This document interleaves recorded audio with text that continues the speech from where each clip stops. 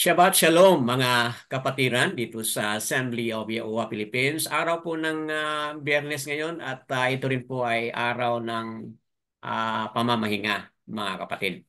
At tuwing tayo ay namamahinga, meron po tayong Torah reading.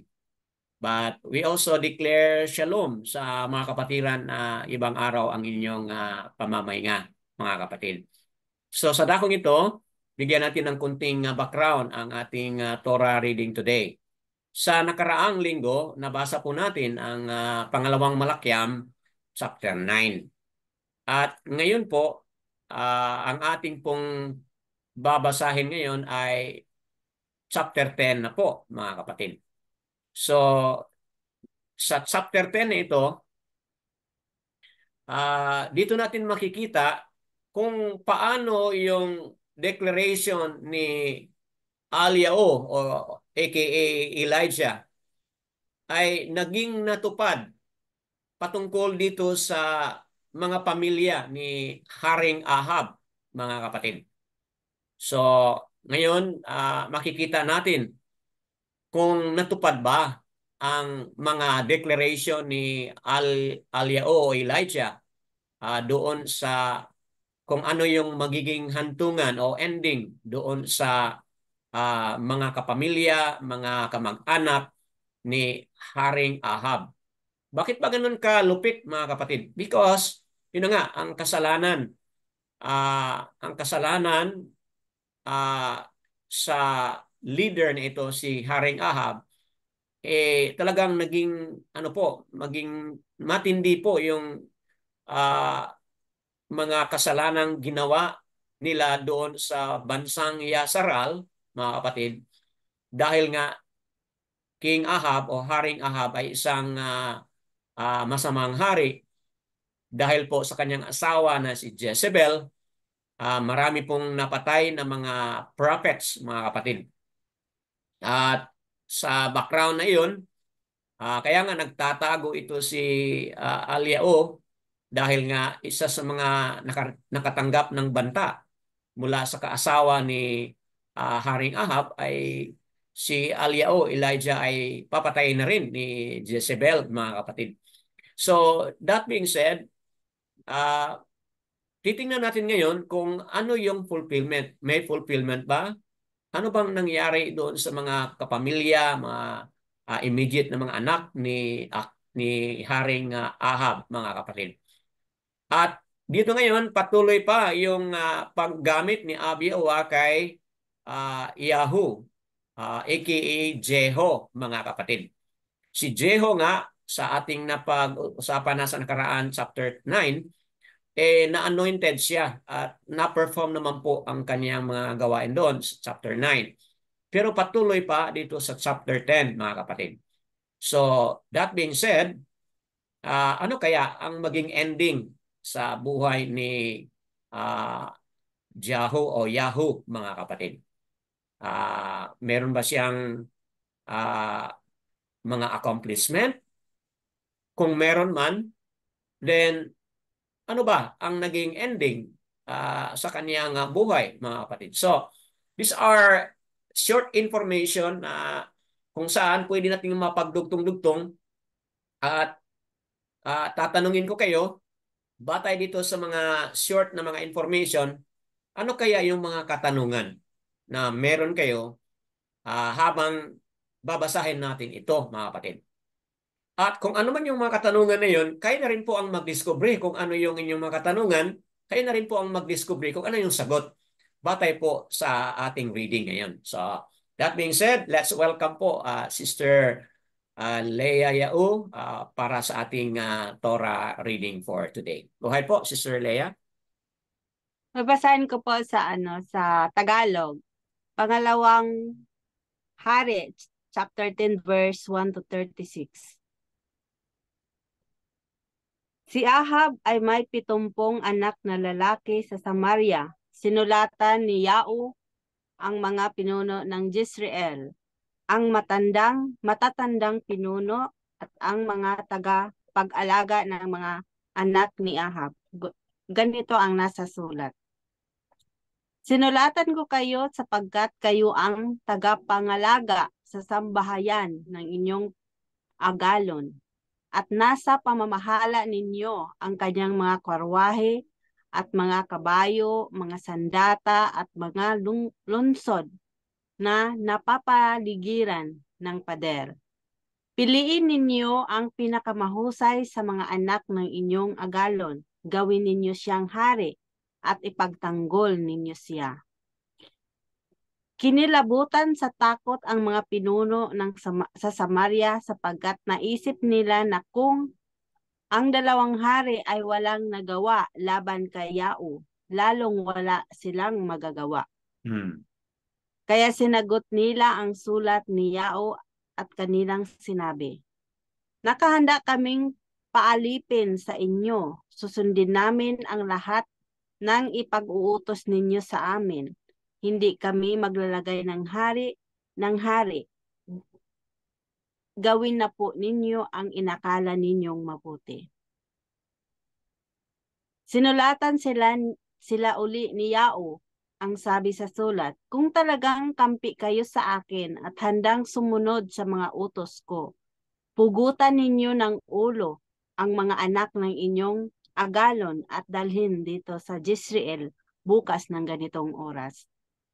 Ang 70 anak ni Haring Ahab ay nasa pangalaga ng mga pangunahing lalaki ng lungsod. Pagkatanggap nila sa sulat, pinugutan nila ng ulo ang mga anak ng hari at ang mga ulo'y inilagay sa mga basket at ipinadala kay Yao sa Jezreel. Pagdating doon, sinabi sa kanya ng tagapagbalita, narito na po ang mga ulo ng mga anak ni Ahab. Sinabi ni Yao, pagdalawahin ninyong bunton sa may pagpasok ng bayan at hayaan ninyo roon hanggang bukas ng umaga. Kinaumagahan, lumabas siya ng palasyo at sinabi sa mga tao, kayo ang humatol. Kung ako ang pumatay sa aking agalon, sino naman ang pumatay sa mga ito? Natupad ngayon ang lahat ng sinabi ni Yahuwa tungkol kay Ahab sa pamamagitan ni Propeta Alyao. Wala ngang itinira si Yao sa sambahayan ni Ahab. Pinatay niyang lahat ang tauhan nito at mga kaibigan, pati ang mga pari. Pagkatapos pumunta si Yao sa Samaria, sa daan, sa may lugar na tinatawag na silungan ng mga pastol, ay nakasalubong niya ang mga kamag-anak ni Haring Ahasias ng Yahuda. Sila'y tinanong niya, sino kayo, mga kamag-anak po ni Haring Ahasias, na parito kami upang dalawin ang mga anak ng hari at ng reyna, sagot nila. Ipinahuli niya ang mga ito at ipinapatay sa may hukay, malapit sa silungan. Wala siyang ipinatirang buhay. Lahat-lahat ay napatay ay 42. Nang umalis doon si Yao, nakasalubong niya si Hunadad na anak ni Rikab. Binati siya ni Yao at tinanong, ikaw ba'y buong pusong nakikiisa sa akin? Oo, sagot nito. Kung ganon, sabi ni Yao, sumakay ka sa aking karwahe at inalalayan niya ito sa pagsakay. Sinabi pa niya, isasama kita para makita mo kung gaano ako katapat ni Yahuwa. At nagpatuloy silang magkasama sa karwahe. Pagdating sa Samaria, pinatay niyang lahat ang natitira pang kamag-anak ni Ahab. Wala siyang itinirang buhay tulad ng sinabi ni Yahuwa kay Alyao. Tinipon ni Yao ang mga tao at sinabi niya, hindi masyadong pinaglingkuran ni Ahab si Baal, ngunit higit ko siyang paglilingkuran. Tawagin ninyo ang lahat ng mga propeta, mga pari at mga tagasunod ni Baal, at gagawa tayo ng isang malaking paghahandog kay Baal. Kailangan makasama ang lahat ng tagasunod ni Baal. Papatayin ang sinumang hindi sasama. Ngunit, Paraan lamang ito ni Yao upang mapatay niyang lahat ang mga sumasamba kay Baal. Inuutos niya, ipahayag ninyong tayo'y mag-uukol ng pagsamba para kay Baal, at ganun nga ang ginawa nila. Ang pahayag na ito'y ipinaabot niya sa buong Yisrael at dumalo naman ang lahat ng sumasamba kay Baal, kaya't punong-puno ang templo ni Baal. Sinabi ni Yaus sa tagapag-ingat ng mga kasuutan sa templo, ilabas mong lahat ang kasuutan at ipasuot sa mga sumasamba kay Baal. Sumunod naman ito. Pumasok siya sa templo kasama si Hunadad na anak ni Rikab. Sinabi niya sa mga lingkod ni Baal, tingnan ninyong mabuti at tiyaking walang malingkod si Yaua na napasama sa inyo. Pumasok sila upang ialay ang mahandog na susunugin. Si Yao ay naglagay ng 80 tauhan sa labas ng templo at pinagbilinan ng ganito. Bantayan ninyong mabuti ang mga taong ito. Kayo ang papatayin ko kapag may nakatakas. Nang maiaalay na ang mga handog na susunugin, pinasok niya ang mga kawal at mga pinuno at ipinapatay ang lahat ng nasa loob. Saka isa-isang kinaladkad palabas. Nagtuloy sila sa kalubluuban ng templo. Inilabas ang mga sagradong haligi sa templo ni Baal at sinunog. Pagkatapos, winasak nila ang kuliborto ni Baal at iginuho ang templo, at ang templo ay ginawa nilang tapunan ng dumi hanggang sa ngayon. Ganon ang ginawa ni Yao upang alisin sa Yisrael ang pagsamba kay Baal. Ngunit tinularan din niya ang kasalanan ni Jeroboam na anak ni Nebat na sumamba sa guyang ginto na nasa Bethel at Dan na siya namang naging dahilan sa pagkakasala ng Yisrael. Sinabi ni Yaua kay Yao, dahil sa paglipol mo sa sambahayan ni Ahab na siya kung nais mangyayari, sa sambahayanan mo magmumula ang hari ng Yisrael hanggang sa ikaapat na saling lahi. Ngunit si Yao ay hindi nagpatuloy sa pagsunod sa kautusan ni Yaua, ang aluwa ng Yisrael. Tinularan niya ang masasamang gawa ni Jeroboam na naghatid sa Yisrael sa pagkakasala. Nang panahong iyon, pinabayaan ni Yaua na masakop ng ibang kaharian, ng ibang lupain ng Yisrael. Unti-unti na silang nasasakop ni Hazael. Nakuha na sa kanila ang gawing silangan ng Jordan, ang buong Gilead, Gad, Reuben at Manases mula sa Aroer sa may kapatagan ng Arnon, pati ang Gilead at ang Bashan. Ang iba pang ginawa ni Yao ay nakasulat sa kasaysayan ng mga hari ng Yisrael. Namatay siya at inilibing sa Samaria, at ang anak niyang si Joahaz ay pumalit sa kanya bilang hari. Naghari si Yao sa Yisrael sa loob ng 28 taon. Yada Yaua. Yada. Yawa. Mga kapatid, sa napakagandang reading na ginawa ni Sister Leia Yao sa Tagalog na version, mga kapatid. At dito sa ating narinig na, mga kapatid. So ano yung mga katanungan na meron kayo at ano rin po yung mga sagot ayon doon sa ating nabasa, mga kapatid. So, ayun, no? Alam na natin kung ano yung buong kwento sa buhay ni Yao o Yahoo. O mga kapatid, alam natin yung buong kwento. At alam na natin kung anong nangyari doon sa mga anak, mga kapamilya o mga relatives ni Haring Ahab, mga kapatid. So, that being said, ano dito sa ating reading ngayon na talagang nagbibigay po ng very serious na warning ba or mensahe, mga kapatid, sa kwento, sa buhay ni Ahab, Haring Ahab, sa kwento sa buhay ni Haring ah, Yao. Yehonadab. Okay? Kasi nag-sunny puwersa ito si Yehonadab, mga kapatid. Doon sa lahat ng mga tagasunod ni Baal, mga kapatid, anong mga kwento na o mga lessons na makukuha ninyo?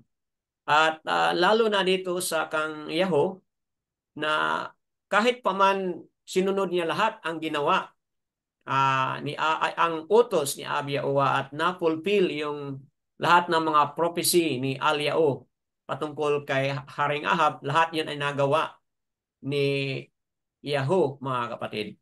Pero may pagkukulang pa rin. Hindi pa rin buo yung kaniyang pananalig at pananampalataya. Kasi hinayaan pa rin niyang ma-influence doon sa naunang hari na si Yeroboam kung ano yung kanyang kasalanan doon sa Yasaral dahil sa kanyang pagsamba ng golden calf, mga kapatid, doon sa Bayet Al at sa Dan. Yun din ang sinunod ni Yahoo, mga kapatid. But as a reward doon sa kanyang pag-obey sa lahat ng mga utos kung anong gagawin doon sa pagpatay ng mga mahal sa buhay ni Haring Ahab, meron din po siyang reward doon. Kaya lang, yun na nga, no? Kahit pa man nag-obey siya doon sa portion na yun, but meron pa rin kulang, mga kapatid. So, ano yung kulang? At ano yung lesson na makukuha natin dito? Okay po, bukas tayo ngayon sa sharing kung ano yung inyong mga nais i-highlight mula dito sa ating Torah reading today. Nais mo mauna, Sister Leia Yao? Go ahead po. Ah, ano po.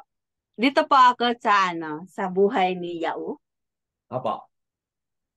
Yun na nga po no nakakalungkot isipin dahil po yun tawag nito. Pinagpalad siya ni Aba Yaua. Hmm. Sumusunod siya ni Aba Yaua, lahat ng mga ni Abaya sinusunod niya. Pero dito sa chapter 31, verse 31, Opo.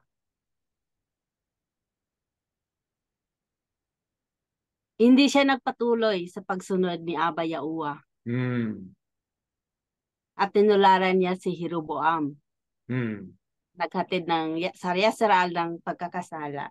Yan na nga po no, ano, kung i-apply natin ito sa sarili natin na tayo po ay kumikilala ni Aba Yaua, talagang tayo, yung masigasig tayo sa umpisa na Hmm. sumusunod ni Aba Yaua, na yun bang mainit. Pero sana naman po, no, wag nating hayaan na yun po, sa dulo is manghihina tayo, yung hindi kung magkakaroon tayo ng problema, para bang nawalan tayo ng pag-asa, Hmm. nakakalimutan natin na si Aba Yawa na handang tutulong sa atin, ano pa man.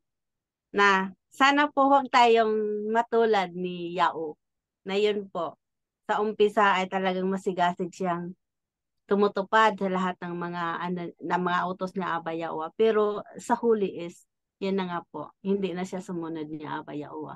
Hmm. Yan po sa akin, Brother Yada. Danny. Yada Yao, mga kapatid, sa point na highlight ni Sister Leia Yao, mga kapatid, na yung kanyang fire at the start nandoon, tama yon, maganda yon, no? Exciting yon. Pero hindi nagpatuloy. Okay, yung kanyang obedience at the start, okay, very good, nandyan. Pero yun na nga, nung natapos na ang lahat ng mga na-accomplish na yung lahat, ayun, no, may problema pa rin. Okay, may kulang pa rin. Kasi hindi niya ginampanan na i-guard at maglakad ayon sa Torah. Sa na-highlight ni Sister Leah O sa verse 31, mga kapatid. So, a very good reflection sa atin lalo na kayong mga manunood sa Republish, nawa kung ano kainit yung ating pagmamahal at pagkilala ni Ab Yahuwah, dapat tuloy-tuloy na yon mga kapatid hanggang sa katapusan. Yan ay Yahuwah po sa sharing ni Sister Lea Yao. Nakita ko si Sister Corazon na nag-unmute. Mayroon po kayong i-share, Sister. Go Ah, ahead po. when I was reading, nung binabasa ko to, at saka yung comments ni Sister kanina, Apa. uh, uh, it seems that we are still humans. Hmm. We are still humans. We all to the glory because we are imperfect. Hmm. Pero kahit ganyan sana, dapat nag-repent siya sa ginawa niya sa Tama. pagsamba ulit. Opo. Yun lang po ang masasabi ko. Yes. Kasi dapat tayo din kung actually we cannot avoid temptations kung minsan. Hmm. But yun ang basta kung nalaman natin na nagkamali pala ako. We should ask for forgiveness. Yan lang po. Since we are all humans. Opo. So, very good point dito ni Sister Corazon. Highlighting na because we are human, kung tayo man ay magkamali at magkasala, katulad din dito sa journey ni Yahoo, mga kapatid.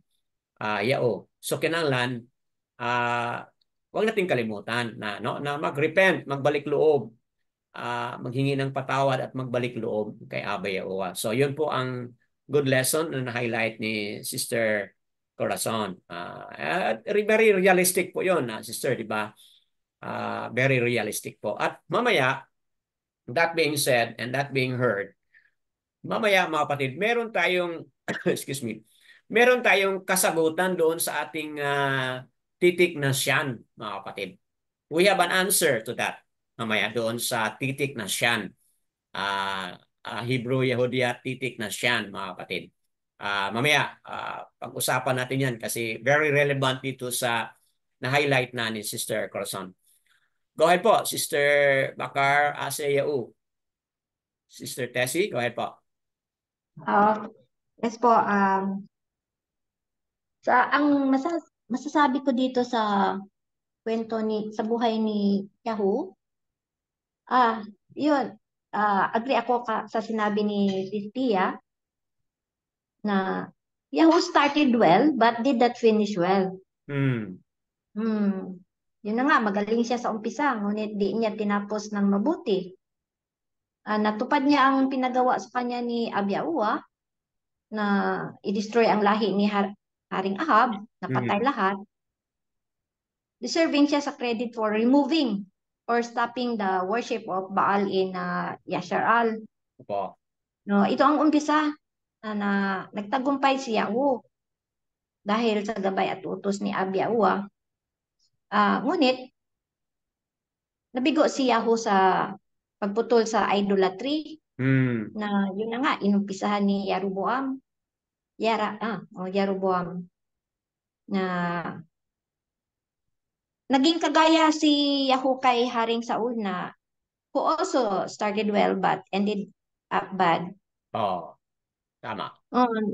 Nahaluan kasi ng yabang, pride, ang kanilang sigasig sa binigay na authority ni Yahuwah kay Yahoo at Shaul. Sa part ni Yahoo, naging mayabang na siya, kumilos na siya sa sarili niyang desisyon. Sa ibang mga desisyon, sa ibang mga bagay na hindi inutos ni Yahuwah, na sobrang cruelty sa kanyang kapwa-tao. Kagaya yung sa nangyayari ng pagputol sa ulo ng 70 ka tao na mga anak ni Ahab, inilagay sa tig-isang basket at ihanay ng dalawang bunton or niline up the heads in two lines in the entering of the gates until morning.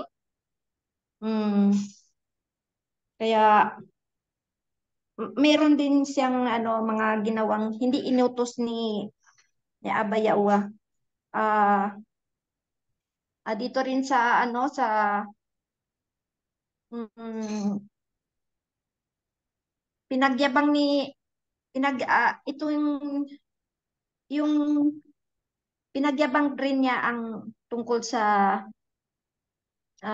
authority na akala pa rin niya ay conformist si Abyawa sa kalabisan, labis-labis na pagpatay kahit wala sa utos ni Abayawa lumampas na nga siya eh. Dahil dito mabasa natin sa yung ginawa niyang paglampas niya sa kagaya nung pagpatay niya dito sa verse 23 to 29 na lahat ng mga Baal worshiper na gumawa siya ng deceit at lie ng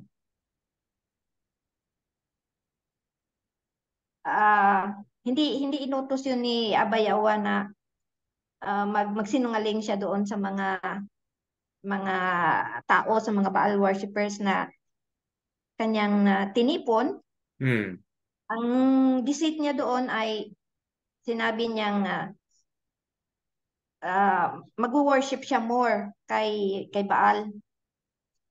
Yung verse na yon. Kaya balik tayo doon sa kayabangan ni Yahoo. Dito pinagyabang niya kay Yahonadab. Ang kanyang authority na sinama niya si Yahonadab doon sa pagpatay nga doon sa mga Baal worshipper. Na dahil dito ay mabasa natin sa Hosea 1:4, Brother Dan, na may parusa dito si Abiyawa kay Yahoo. Sabi dito na then Yahuwah said to Hosea, call him Jezreel, because I will soon punish the house of Yahoo for the massacre at Jezreel, and I will put an end to the kingdom of Yasha'al. Kung may parusa man si Yahoo, ay ayun na nga, sinabi mo na may ganti rin siya na sinabi sa verse 30 na yung sa ending ay your sons of the fourth generation shall sit on the throne of Yasha'al. Binigyan pa rin siya ng pwesto. Yung mga anak niya sa fourth generation ay magkakaroon ng pwesto sa throne doon sa Yasha'al. Yun na nga ang lesson ko dito na pagka may binigay na tayong responsibility from Yahuwah, huwag tayong magyabang, huwag nating isalis ang kayabangan na dito, ang kayabangan ni Yahoo na nilagay niya sa sarili niyang kamay ang pagparusa sa mga tao na wala namang utos pinagsabi lang ni Abba Yahuwah na patayin, pero yung mga cruelty ba na pinagagawa niya ay sobra-sobra na. Kaya halimbawa yung deceit na ginawa niya sa mga Baal worshippers. Mga inosente silang namatay kasi sinabi niya na mag-offering sila, birth offering. Yung pala, pagkatapos ng pinagagawa nila ay pinapatay sila ng yung mga 80 na mga armies or mga soldiers ni Yahoo. Kaya alabag yun sa ni Abba Yahuwah na do not lie. Huwag kang magsinungaling. Huwag mong daanin sa deceit at sinungaling. Yun lang po, Brother Dan, na yung kayabangan, huwag nating sa sarili natin huwag lagyan ng kayabangan. Ayun na po, Brother Dan. Yada Yahuwah. So, napakagandang explanation yon. At may mga puntong mahalaga na while it is true na emphasize natin yung obedience, no? While it is true na emphasize natin yung obedience, pero hindi pwede Yes na po. out of that obedience, isama natin yung pagmamayabang, mga Yes kapatid. po. So, Yung parang Brother Dan na ang binigay niya ang esteem sa sarili niya, hindi na si Yawa ang na-esteem. Opo. So, ayun, nagkaroon ng problema yon, no? Nagkaroon ng hinges o nagkaroon ng defect, kumbaga, nagkaroon ng defect. Yung obedience na yon dahil nga yung kaniyang pagkilala at pagbigay ng honor at esteem kay Abiyawa ay nawala na yon. So ayun, no, very crucial pala yon, mga kapatid. Balikan lang natin yung na-highlight ni sister dito na reference dito sa verse 31 po, no? But Yahweh did not guard to walk in the Torah. Okay. Hindi po yon. Okay. No, dito sa ano po? Dito sa verse 30 po. Yung napaliwanag na ni sister Bakar sa Yao sa verse 30. And Yahuwah said to Yahu, because you have done well by doing what is right in my eyes, and have done to the house of Ahab all that was in my heart. Okay? Your sons are going to sit on the throne of Yasseral to the 4th generation. Nais ko i-highlight dito yung point dito ba na kasi ang utos niya dito is the house of Ahab. Okay? Sabihin, yung mga Baal worshippers, hindi na po nasali yon, no? Kasi Yes po. very specific po dito na have done to the house of Ahab all that was in my heart. Okay po? So,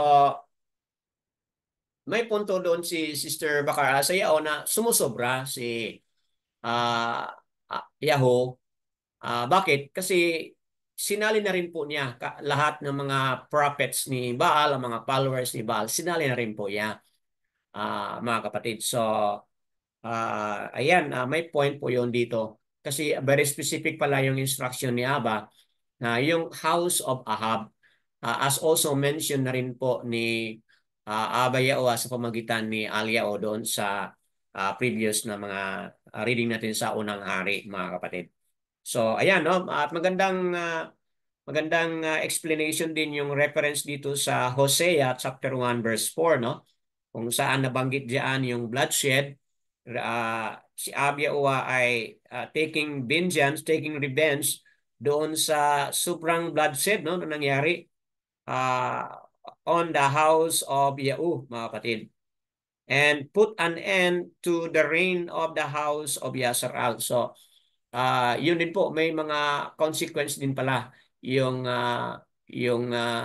too much of that bloodshed nga, kasi nga sa na-highlight na ni Sister Bakar sa Yao, nilagay na ni Yao yung justice, sumusobra na at nag-iiral na yung kaniyang pride nga, as shown doon sa pagkakita nila kay Yahonadab, mga kapatid. So, that's a very good explanation na kung sa ating journey ngayon, while it is true, emphasize natin yung obedience, but yung obedience natin na out of reverence, okay po, an obedience na out of fear kay Abiyawa, dapat i-maintain natin yun, mga kapatid. So, ayan po, what a wonderful point. Anyone else would like to add? Brother Dan, if you have something to share, we are on 2 Kings chapter 10, ang ating pangalawang hari, chapter 10 po. Feel free to unmute and then share if you have something to share. Meron pang idagdag si Sister Diana. You have something to share po, Sister? Brother Dimitriu, if you have something to share.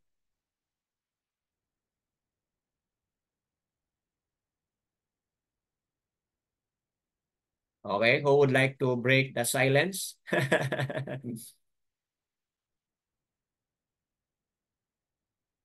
Brother Dan, Opo, go ahead, sister. may dagdag lang po ako tungkol dito kay, may nabasa ako tungkol dito kay Yahonadab. Opo. Ah, nabanggit itong si Yahonadab sa verse 15. Hmm. Ito yung kasama ni Yahu noong pinatay ang Baal worshipper sa loob ng temple. Opo.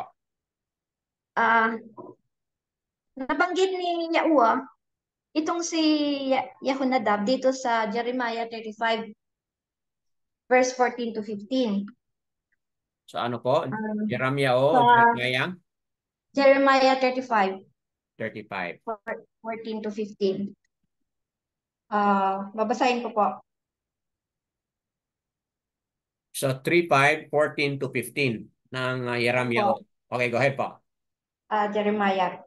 Dali lang po. Jeremiah 35. Sasabi dito sa Jeremiah 35:14 na Yehonadab sa sa NIV, Yehonadab son of Rechab ordered his descendants not to drink wine, and this command has been kept. To this day they do not drink wine because they obey their forefathers' command. But I have spoken to you again and again, yet you have not obeyed me. Dito naman sa 15, again and again, I sent all my servants, the prophets, to you. They said, each of you must turn from your wicked ways and reform your actions. Do not follow other gods to serve them. Then you will live in the land I have given to you and your ancestors. But you have not paid attention or listened to me. Yun ang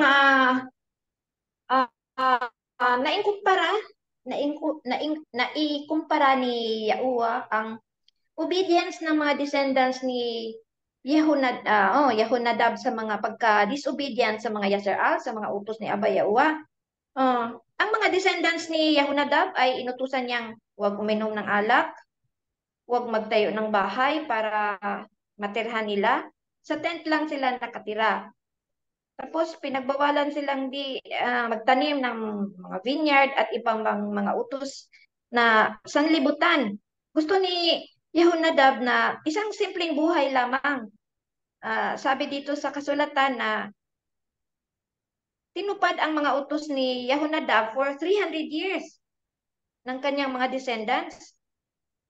Nagawang sumunod ang mga descendants sa utos ng isang tao lamang. Tao lang si Yehonadab pero sinunod siya ng mga descendants niya. Napasunod ni Yehonadab ang kanyang mga descendants. Dito sa verse 14,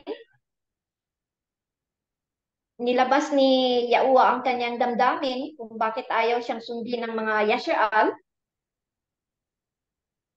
At dito sa verse 18, ay may magandang sinabi si Yahuwah sa mga Rechabites. Ito ni descendants ito ni Yehonadab, sabi diyan sa verse 18 na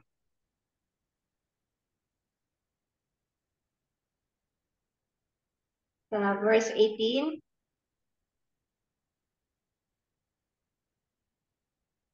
Opo.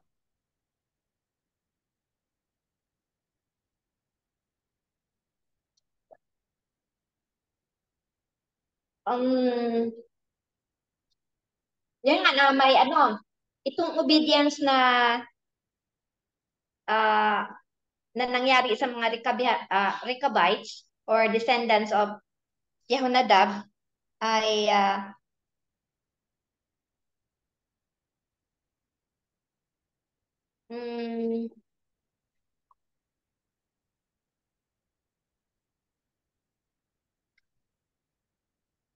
hindi kayang maging na nangyari sa mga descendants ni Yehonadab. Opo. Itong mga obedience ba sa nangyari sa mga Rechabites, hindi kaya maging palaisipan din para sa atin ngayon. Kung bakit kayang mag-obey ng tao sa utos ng isang tao lamang. Bakit nakaya ng mga Rechabites yun? Bakit may mga taong di kayang tuparin ang utos ni Yahuwah na isang aluwa or Almighty na ating Creator na deserving sana for all obedience. Kaya yun ang sa 14, 15 at saka 18 na ano si Abay Yahuwah na mabuti pa si Jehonadab ina-obey. Bakit ako? Jehonadab for 300 years nag-obey sa kanya ang mga Rechabites. Pero ako again and again through my prophets pinapatupad ko ang aking mga utos pero sinusuway nila palagi. Yun ang palaisipan ko rin, Brother Dan, na yun na nga na may mga tao talagang pwedeng tumupad, pwede ring sa kagustuhan, choice talaga nilang mag-disobey. Bakit yung mga Rechabites noon sunod-sunuran lang kay Jehonadab? Yun lang po, Brother Dan. Tinignan ko dito. Salamat, sister. No? Magandang comparison po or illustration, no, yung nangyari dito. But mga kapatid, double check ko, I double check, no, yung pangalan, no. But wala tayong time to open the Blue Letter Bible, no, kasi limited yung time natin. But tinignan ko yung translation dito sa New King James, ganun din po ang nakasulat. Recap din po ang nakabanggit, no? Kaya lang, ang pangalan nito talaga is Jonadab. Okay po? Jonadab ang nakalagay po sa Jeremiah 35. Jonadab ang nakalagay. At dito rin po sa Hallelujah Scripture, ang nakalagay din po ay ganun din, no? Jonadab. Okay, pero pareho sila sa son of Rechab, pareho, no? Wala tayong problema. Kaya lang yung Jonadab ang nakalagay. Kasi kung dito tingnan natin dito sa pangalawang hari chapter 10, iba kasi yung nagpagkasulat dito Yahoo-nadab. So meron siyang Jonadab. Different person sila. Yun na nga ang pag-unawa ko. Malamang ibang person ang tinutukoy kasi magkaiba yung spelling, no? Dito sa Hallelujah Scripture chapter 10 verse 15, doon sa na-highlight mo kanina, Yahoo-nadab, son of Rechab. Tama po, son of Rechab, pareho din, no? Kaya lang Yahoo-nadab. Yahoo-nadab. Merong may kaibahan. So, dito tayo sa New King James, tingnan natin, no? Chapter 10 ng New King James, verse 15.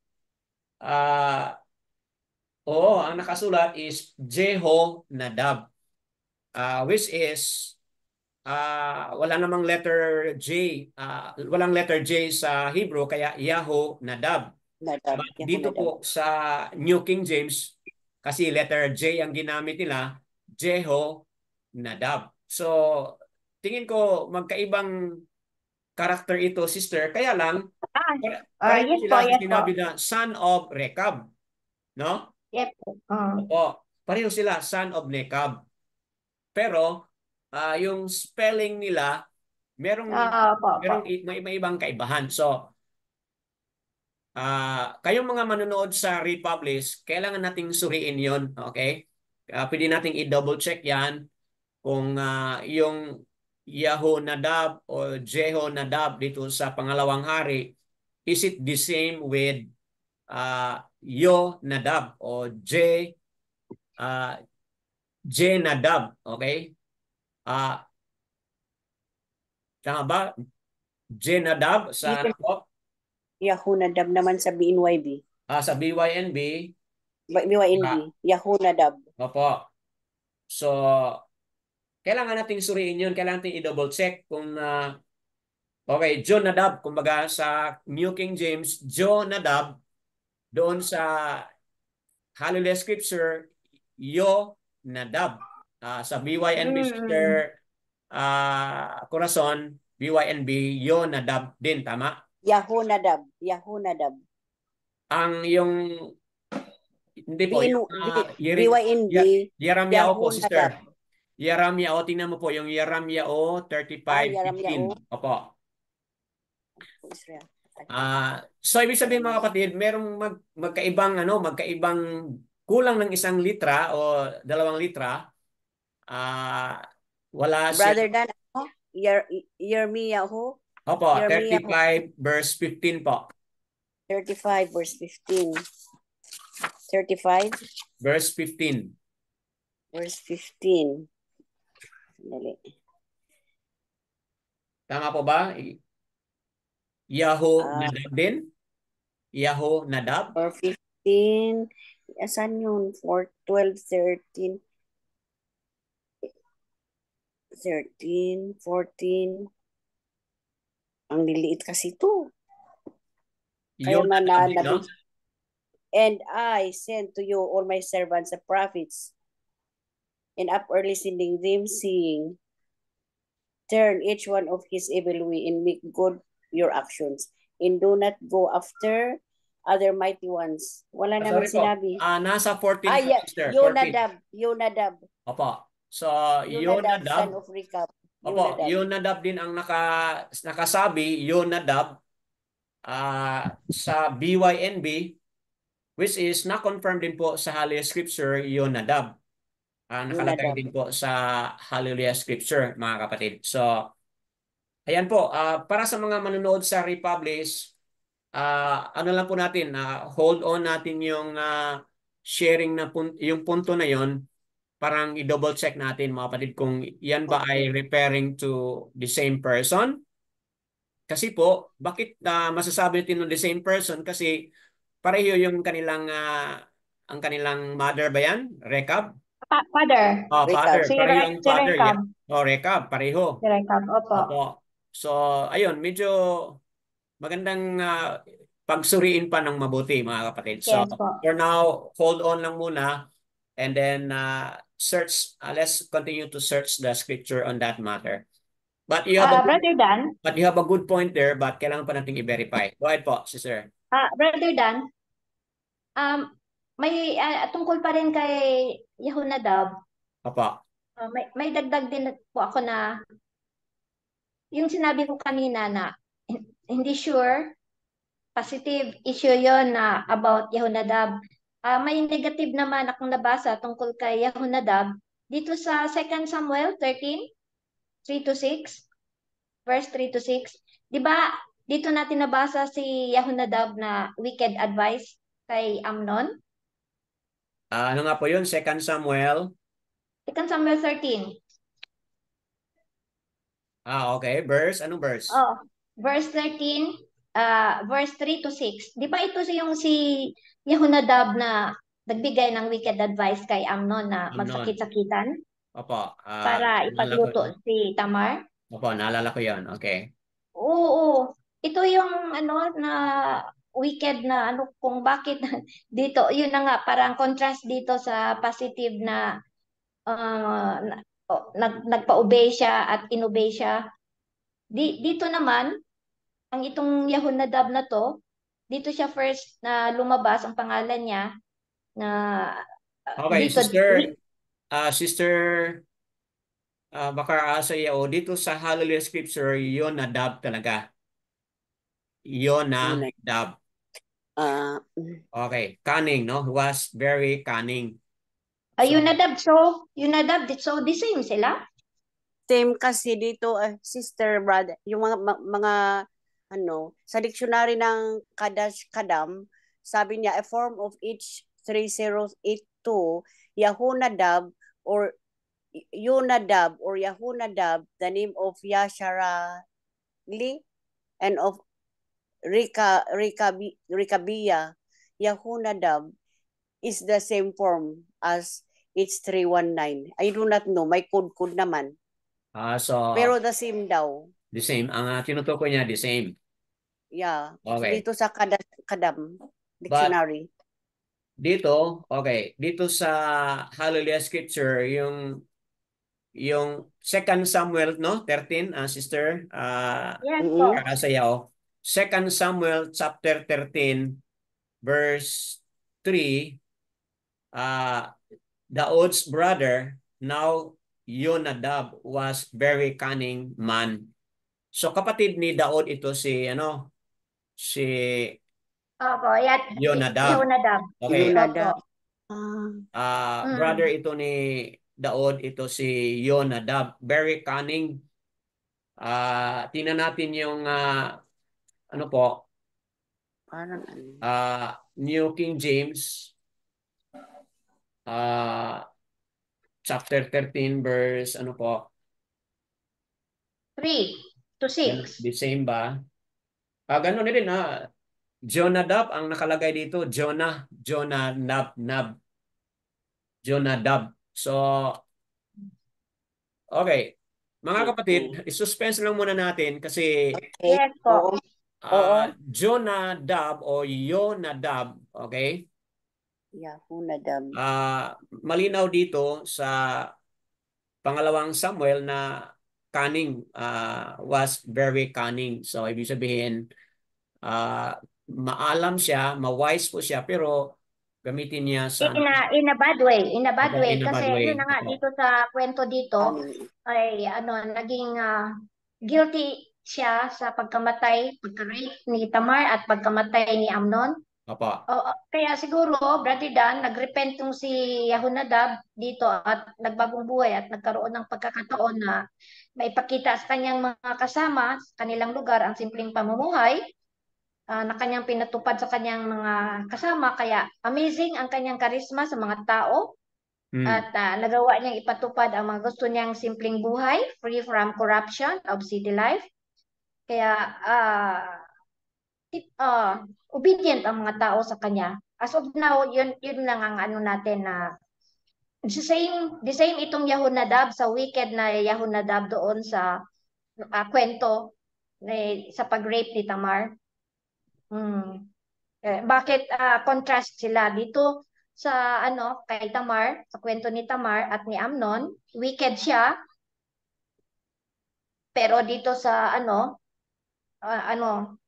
hero siya sa mga tao na in-obey siya. Yun lang po, Brother Dan. Okay pa. Kaya naman po, Brother Danny, sa chapter 19, Yaramyao 35, chapter 19, sinabi na Abba Father Yahweh na, kaya naman akong si Yahuwah na makapangyarihan sa lahat, ang aluwa ng Yasrael ay nangangako, ang lahi ni Yahunadab na anak ni Rekab ay hindi mawawalan ng isang lalaking mamumuno at maglilingkod sa akin. Yan ang pangako naman po ni Abba Yahweh. Sister, yes, may reward si Yahunadab. Yaramyao chapter 19 po, anong verse, sister? Pareho lang din po, 19 po. Yaramyao chapter 35 verse 19. Okay. The same pa rin. Lang po. Opo. 35. Verse 19 na. Verse 19. Yes po. Okay. So you're saying na verse 19, no? Yes po. Therefore, thus said Yahuwah of hosts of Aluwayam or Aluwa of Yasral of Yonadab, son of Rekab, there shall never cease to be a man to stand before me. Okay nga, wala tayong problema dito kasi Yonadab, no, consistent yung Yonadab dito sa verse 14 ng Jeremiah 35. Yonadab pa rin ang nakalagay. Wala tayong problema. But ang problema lang natin is dito sa pangalawang hari chapter 10 kasi Yahoo Nadab ang nakalagay doon. So magkaiba yung Yonadab at Yahoo Nadab na kasama ni nagsanib puwersa kang Yahoo, mga kapatid. So yun lang po, i-verify lang natin yun. Good point yung kay Yonadab or Jonadab, nag-iisang person lang yan, but binibigyan natin ng distinction na sa tingin ko baka ibang tao ito, si Yahonadab or Jonadab, baka ibang tao ito, kaya lang magkapareho sila ng ama. Okay? Rekab, mga kapatid. So, Yes. yan. That being said, wala tayong clear na pag-unawa o pagpapaliwanag dito, but para sa mga manunood sa Republish, isang hamon yun na pwede nating pagsuriin. Sa nabanggit ni Sister Corazon, meron siyang source na pinag-iisang karakter daw yung pinag-usapan diyan sa dalawang differences na pangalan. But kailangan pa nating suriin pa, mga kapatid. Okay po. Sister Cheryl, do you wanna share something?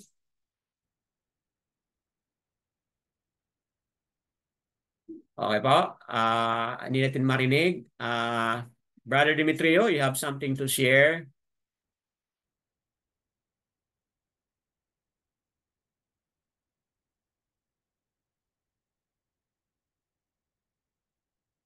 Daniel, if you have something, o Sister Diana, meron pa kayong idagdag?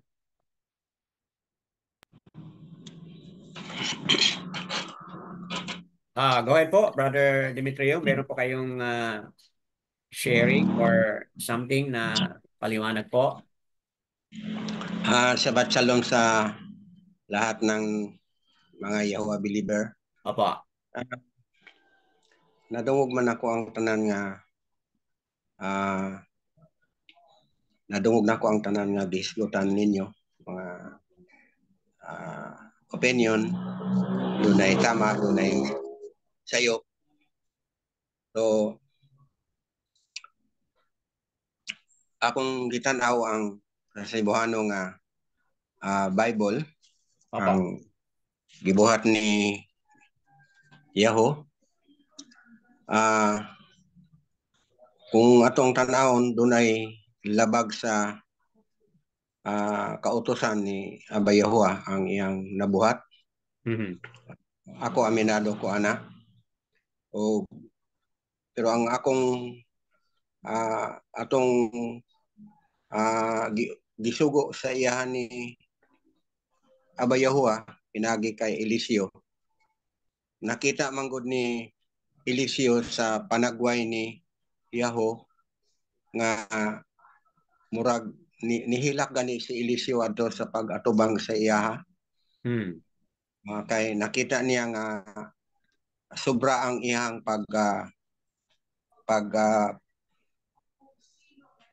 kung sa usa pagkasinultihan pagkamangtas. Nga mahimo siyang usa. Gisulti man gyud ni Eliseo sa sulti ni Eliseo nga siya gipili ni Yahuwah. So nihilak si Eliseo siyang atubangan. O kini na tuman yod ang nakita ni Eliseo nga sa iyang kinabuhi. Tungod si Eliseo nganong makaingon ta nganong nihilak siya tungod kay na siya gahom gikan kay Abba Yahuwah nga ma-identify niya ang mga tao nga musupak o musukwahi sa kagustuhan ni Abba Yahuwah. Nasubrahan ang iyang kaisog o nasubrahan ang iyang pagtratal kay ambisan ang dili na giutos ni Abba Yahuwah iyang nahimo. So diha nga bahin kung atagan nato sa atong panahon karon kung unsa ang gisulti ni Abba Yahuwah maro gyud na siya nga atong sundon, dili nato siya pasubrahan tungod kay makasalata diha kay Abba Yahuwah. So sa Kristyanismo sa titulo bawal man gud ni dili man sila mutuo ani sa una pa o hangtod karon di sila mutuo nga si Aba Yahuwah ang nagsugo nga patyon ang mga kaliwat ni Ahab kay sa ilang pagtuo ani nga kagustuhan ni sa hari o kagustuhan ra gyud ni sa tao. Pero sa ato nga panahon karon kung atong tan-awon nakasulat man gyud diha sa scripture nga si Aba Yahuwah gyud ang nagsugo sa kaliwat lang ni Ahab. So nasubrahan lang ang kang Yaho kay giapil niya ang wala na sa kasuguan ni Yahuwah. So sa ato sa panahon karon kung so sobrahan pud nato ang pagtuman na kanang sobra na ka kuan ba sobra na ka sobra kining pagtuon nako kang Yaho sobra na ang iyang kasuko sobra na ang iyang gibuhat. So dili na siya maayo sa atubangan ni Yahuwah kay wala man ni siya nakasulat sa scripture nga patyon ang mga nagsimba kang Baal. Sa tuang panahon karon dili man ni siya pwede nato mahimo kay labag man ni sa balaod. Pero bugtong makahimo ani sa tama nga panahon si Aba Yahuwah ra gyud. Kay siya man ang nakakita siyang nahibalo sa dangatan o padulngan ining mga tao nga nagmasupilon sa iya. So na-appreciate lang nako ang mission nga gihatag ni Eliseo ngadto kang Yaho pinaagi gikan kang Yahuwah to Eliseo padulong kang Yaho napulpil ni Yaho ang pagpamatay sa iya kaliwat ni Ahab sumala sa sulti ni Yahuwah sa kang Eliseo. So ang ako ani nga kung unsa usab ang gipabuhat ni Aba Yahuwah kanato ato lang ipulpil ato lang buhaton sumala sa iyang kabubuton dili nato siya pasubrahan. So ang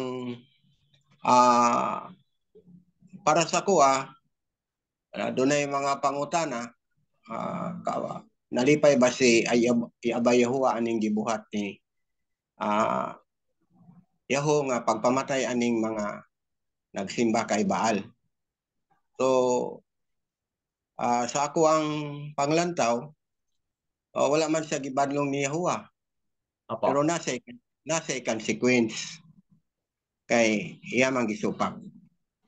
So mo na nga sa ato kung makalapas ta sa kasuguan ni Aba Yahuwah masubrahan na to so naagi na siya consequence na mahitabo. So dapat gyud sa atong panahon karon sa atong journey karon nga mga Yahuwah believer ang ita mag-amping magbantay sa atong pagsulti kay dili lang usay ang atong isulti usay masubra kanya hindi na nakagustuhan ni Aba Yahuwah kay sa atong pagunahuna ang kana lang sayop ni Yaho ang pagpamatay pero sa atong panahon karon o sa una pang panahon bisan sa pagpanulti o sa mga desisyon na dili na gusto ni Aba Yahuwah nga atong himuon so kinahanglan bantayan nato nga si Yahuwah gyud ang masunod dili ang ato kay para dili ta masugamak sa kanang curse o dili pud ta masugamak sa kanang kadautan kay ang sayop nato kay dili nato masunod ang gusto ni Aba Yahuwah sa tama insakto panahon. So mo ni ang hinungdan sa akong pagpamalandong sa Cebuano nga pinulungan nga si Yaho. So wala siya magdugay sa iyang pagkahari although niabot man siya 28 katuig pero para sa ako namatay siya tungod kay daghan siya sayop nga nahimo. Kay wala niya matuman ang tinuod nga gipabuhat kaniya niya buwan iyang gipasubrahan. So dili siya maayo. So, mula na siya ang akong ika-share nga para sa ato tanan nga mga Yahweh believer, dili ta magsalig nga pinili na ta ni Yahweh kay magpalagdas na lang ta bisag unsa kinahanglan ang pagbuot pag ni Yahweh may matuman diha sa atong kinabuhi. Sa sulti man, kay usay ang sulti makapatay, o sa buhat man o sa desisyon nga kinahanglan mag-repair ta kay Aba Yahweh ug kuhaon nato ang panag-ingnan ang mga nahitabo sa unang panahon nga nasayop sila para sa kuha din ni siya mali nga pagtulunan para kanato maayo ni kay masabtan nato unsa ang kabubuton ni Yahweh ug unsa pud ang wala niya magustuhi. Atong mabantayan sa atong panahon kay nakasulat man sa scripture ang mga butang nga maayo ug ang mga butang nga daotan. Sa pagkakaron para kanato nga mga Yahweh believer, ang kabubuton gyud ni Aba Yahweh mo'y atong sundon. Ug ang kabubuton niya sa klaro nga pagka sulti kanag yung maayo nga desisyon para kanato ug para kay Aba Yahweh. Praises po kay Aba Yahweh sa sharing ni Brother Demetrio. Na-highlight po niya rito yung sundin natin yung kalooban ni Aba Yahweh at hindi natin pasobrahan. We should not go beyond kung ano yung utos ni Aba Yahweh na ating gagawin, sundin natin yon at hindi na natin dagdagan pa. Okay, mga kapatid. What is us, what is required, yun po ang ating susundin. Huwag na nating dagdagan mula sa ating mga sariling opinion at mula sa ating mga personal vested interest. Alisin na po natin yun kasi kung hindi, then mag-suffer tayo ng mga consequences. Katulad dito sa nangyari sa sa buhay ni Yahoo, mga kapatid. Okay po. So, thank you very much. Magandang punto yon na napaliwanag ni Brother Demetrio na kung si Aliasya ay umiyak siya dahil nakita niya kung ano yung gagawin ni Yahoo kahit sa hindi pa man siya hindi pa nangyari yung ano yung gagawin niya, ngunit umiyak na si Aliasya kasi nakita na po niya kung ano yung karumal-dumal o mga bloodshed na kanyang gagawin. So that's a very good point, mga kapatid, looking into the context dito po sa chapter 10. Okay pa? Meron pa bang magdagdag, Sister Cheryl? You wanna add something or contribute something before tayo magtapos? Okay po. Wala tayong narinig. Sister, baka Sayao, you wanna highlight something pa? Sister Leia?